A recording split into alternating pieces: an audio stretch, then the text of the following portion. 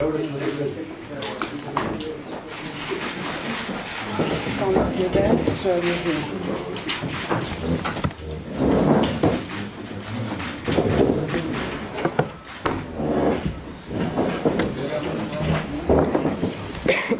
Savini, dobrodošli. Welcome to EULEX mission in Kosovo. We appreciate that you turned up in such a large number to hear what we have to say today. This week our mission was the focus of many allegations which sparked off many of your queries. We would like to apologize for the time you have to wait for us to respond.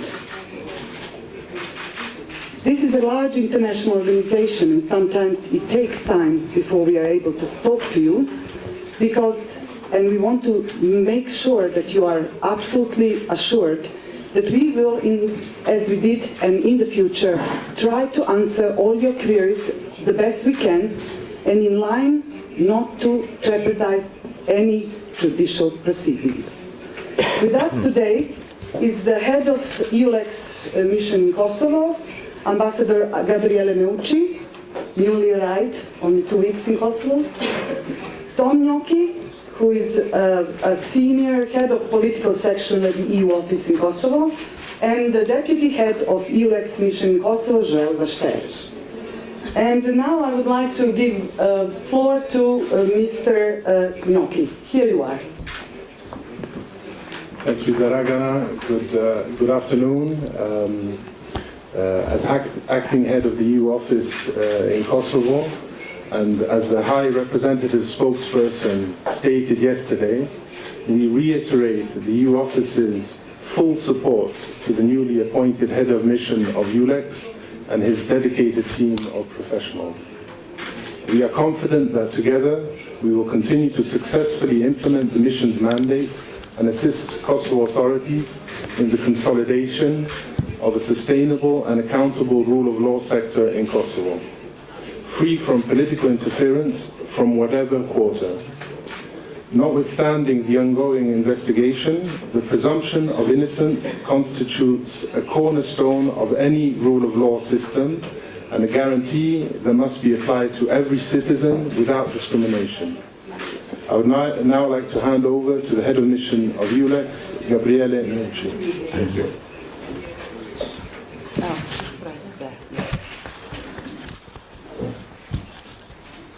Good day, good afternoon, I'd say. Thanks for coming to the EULEX mission today.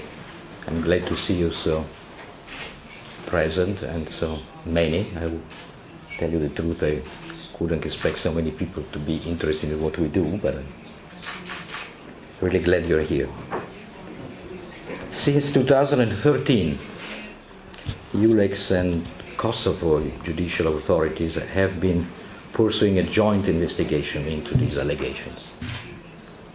Due diligence has been applied thoroughly in line with what is at the heart of the EULEX mission, which is our efforts, namely to fight against corruption and impunity. We have been all week collecting carefully all of your questions, and the head of mission will read them now and answer and provide answers to them. At the end of his exposure, there will be some time for a couple of questions, which we'll take from the floor. Thank you. So here are the questions that we collected from different newspapers and media during the last few days. I will read myself the question and I will answer to it. Did the chief EULEX prosecutor block investigations against Francesco Florit on the grounds that he enjoys immunity? Allegations of corruption are being thoroughly investigated. I cannot comment on an ongoing investigation.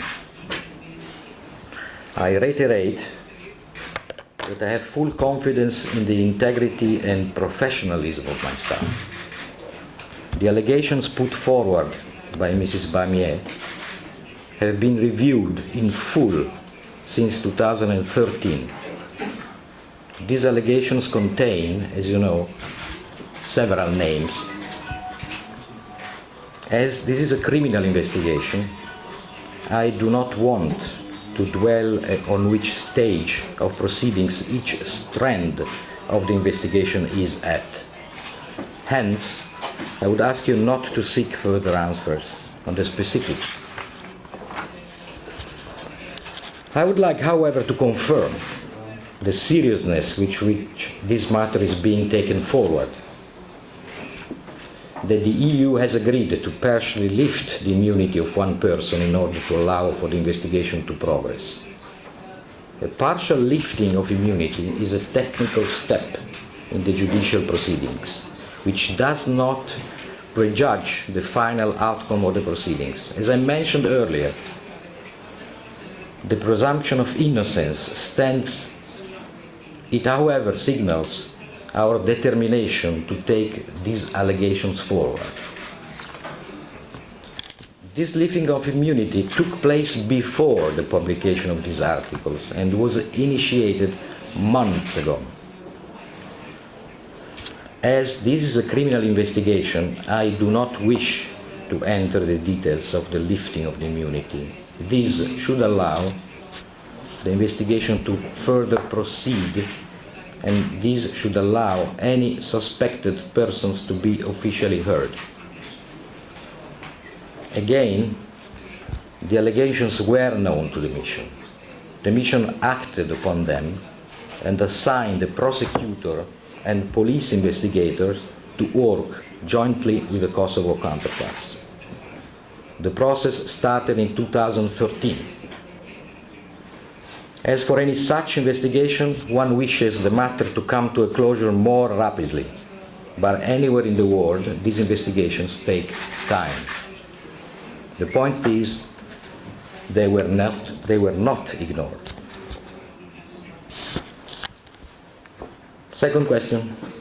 How do you explain the leaking of documents relating to the initiation of investigations in the Tolai case that ended up with Mr. Tolai's wife?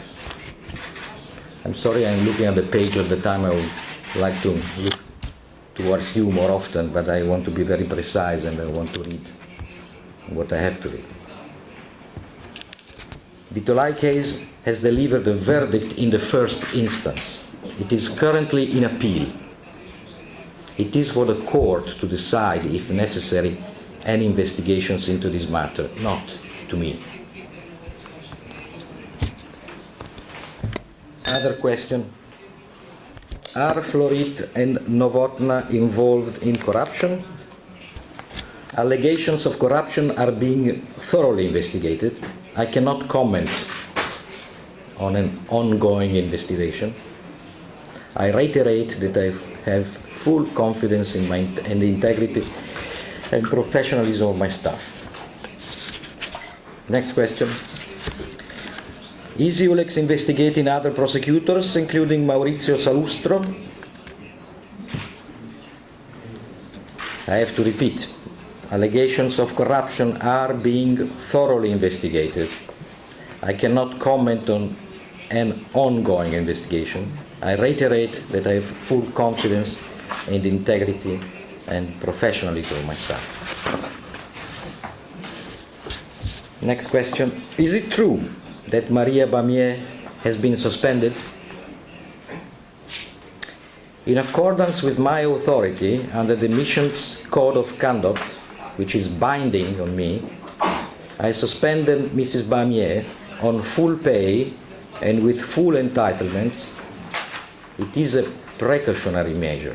The suspension is not a sanction in and of itself. Is it true that EULEX staff threatened the journalist? Absolutely not. To suggest otherwise is simply false. My staff met with the media in good faith in order to give more specific answers to questions. So, is it true that EULEX police are following Maria Bamier? Absolutely not. Mrs. Bamier was in a restaurant, popular with the EULEX staff. EULEX staffs were present in the restaurant.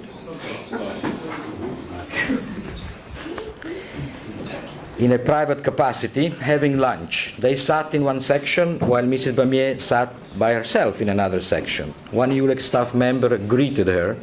No one approached her. Question.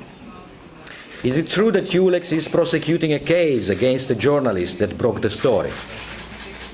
Absolutely not. No EULEX prosecutor is prosecuting a case against the journalist in question on the matter of witness intimidation or any other matter. And the journalist knows this to be the case. If there were an indictment, the journalist would be informed. As I have just arrived, I would like also to share some observations with you about the mission. The first of these is that it's very big. There are 1,600 people in this mission working for EULEX. Around half of these, 750, are Kosovo citizens. We started with 3,000 people. Until 2 weeks ago, we were 2,200. Some contracts were not renewed. We should never forget that EULEX is a crisis management mission. I mean, in Brussels, they give it this name to this kind of mission. It's a mission that has been invented to work in an emergency environment. As any emergency or as any crisis, we will not wish that to be permanent. So it is normal that the mission is reduced during the time.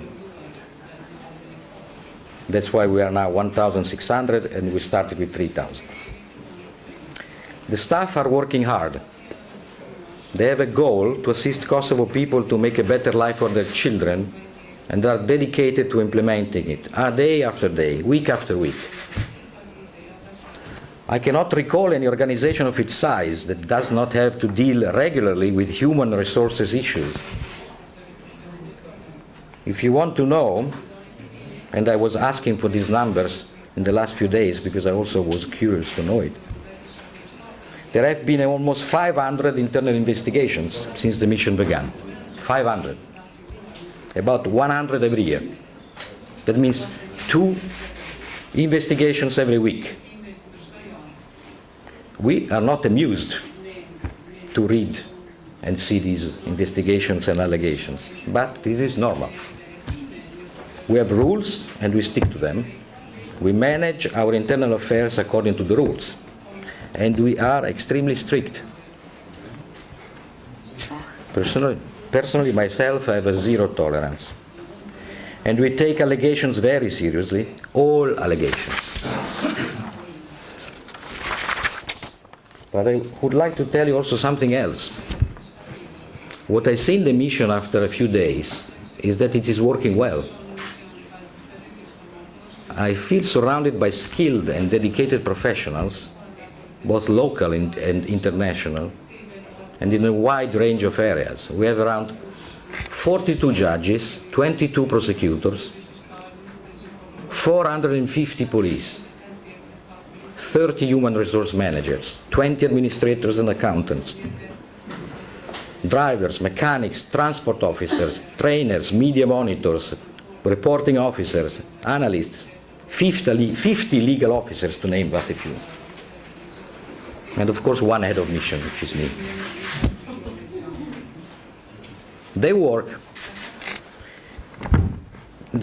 with and have the biggest respect for their Kosovo counterparts. And they enjoy the respect of their Kosovo partners. They deserve the right to go home at night after work and face their family, their friends and their neighbors free from the suggestion of being corrupted. To report on corruption responsibly is an obligation for us all. The rules and the law say that we cannot process allegations in public. I know it's hard for you to understand, but we follow due process, which gives all parties the opportunity to put forward their view. The place to discuss such matters is in court. That's the proper place. It's not on the street or in a bar. Last but not least, and I think you probably understand it, I like very much to talk with journalists, and I will like to go on like that. I do not have, and we don't want to have, in this mission a confrontational attitude, far from my view. But I would also like to expect from you all the same approach. Call it like a reciprocity issue, you know. Because, why I say that? Because we are on the same side. Your mission is our mission. Is that clear? So I expect to see you very often, and I wish we could organize as soon as possible. We should do this every day. I mean, you seem to enjoy this. And we could make like periodical meetings, and we can discuss everything we want. We have nothing to hide. You can ask whatever you want. Of course, I will not be able to answer to all the questions, but I explained to you before why. This has been a very exciting welcome for me to Kosovo. Thank you very much.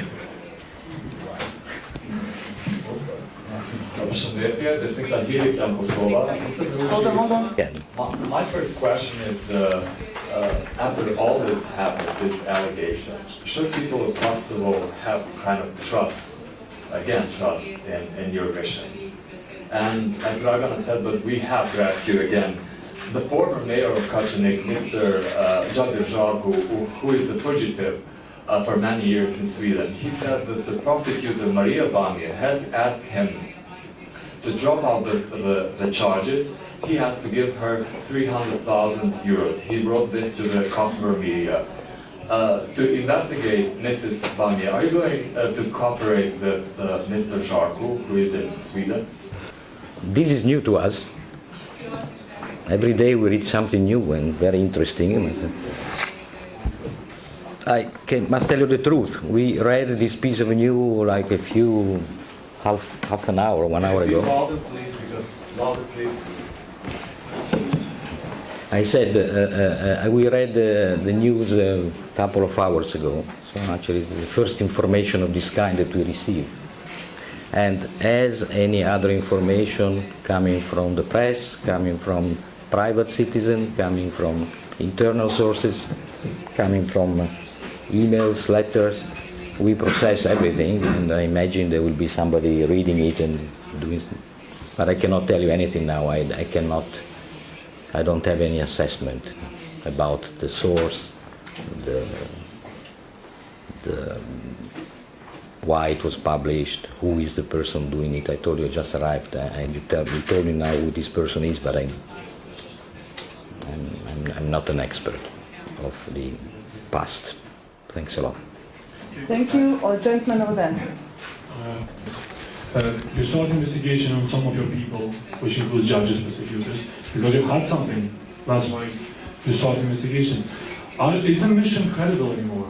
I mean, how you will be seen by Brussels and the people here on the cases that are ongoing, and probably new cases? Should people trust you? Yeah, as I told you before, we have a big number of judges and prosecutors and legal assistants and people working with an executive mandate as well. But as I mentioned before when I was reading, I don't feel like their trust should be lost. I mean, this is a mission which is working well. I mean, the results are very good.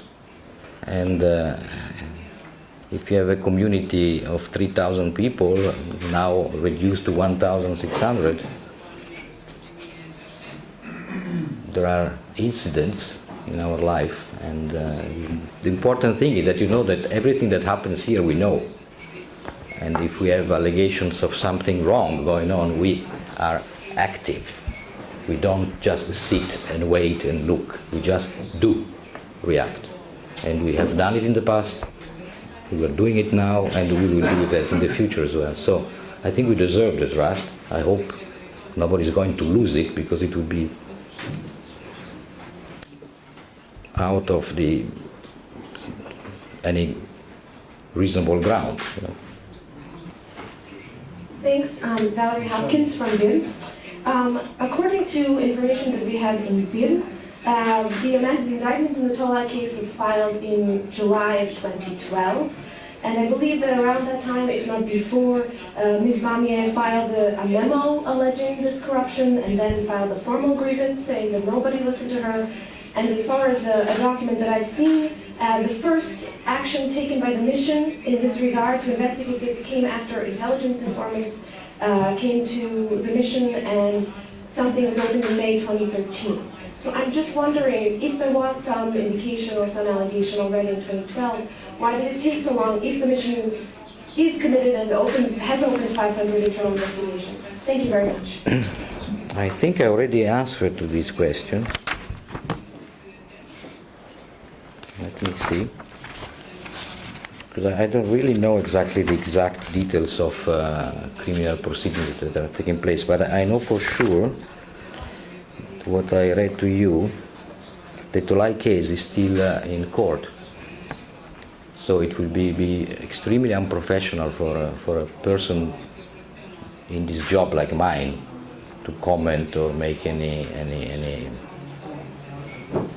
observation or about a pending case. You know, I mean, so I'm sorry, but I wish I could tell you more, but personally I don't know. But secondly, I can't. I would like to thank you all. I think unless there is like ambassador has said what we can say at the moment, and I think this is the time to finish and complete the press conference. Thank you very much. Thank you for coming. Bye-bye. Thank you.